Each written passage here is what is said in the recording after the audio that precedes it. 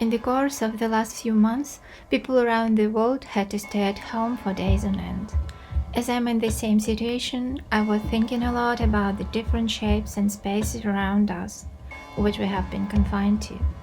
We live in rectangular flats with rectangular windows, in rectangular buildings built on rectangular alleys. In school, we learn Euclidean rectangular geometry and the Cartesian coordinate system. I wanted to make an assumption that right-angled spaces are actually very unnatural to live in because of their rationality, symmetry and isolation. The longer we stay in such kinds of spaces, the more we need visual, auditory and sensory stimulants, and the less we are capable of intuitive thinking and natural perception. I once read an article about the colonization of Native Americans. European missionaries planned to relocate Native Americans from their round and triangular shelters into rectangular homes, to strip them of a round plan, to weaken their connection with nature, and to make them ready to accept a new religion much more easily.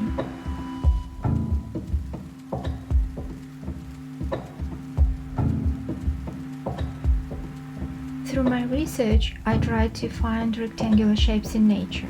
I was looking for them inside and outside, in our biosphere, in the sky and in the sea, but I didn't manage to find any.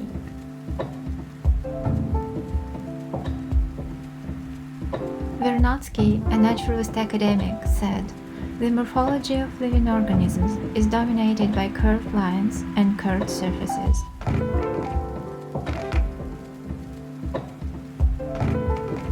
From my research, I understood that the most durable natural forms are based on triangles and diamonds.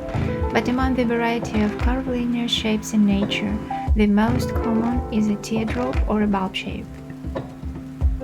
Teardrop-shaped geometry combines the spherical geometry of Riemann and the hyperbolic geometry of Lobachevsky.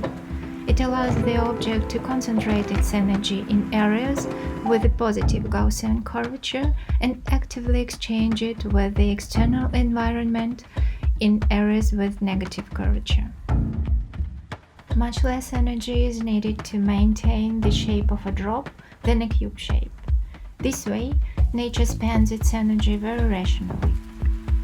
With this in mind, I came to the idea that we might feel the need to cut down so many forests, burn so much fuel, and spend so much energy because we are trying to fit the multidimensional system of nature into our stiff perception of the world. For me personally, to be closer to nature doesn't mean to go live in the forest. The question is much broader. What are the laws we follow when we create? So I pay a lot of attention to mathematics because it's a language that describes how nature works. I believe that if the classical rectangular structure of our living space changes, then the psychology of the inhabitant changes as well. In my project, I explored spiral and hyperbolic shapes. Making models from various materials, playing with them, I tried to understand these structures not only with my mind, but also with my hands.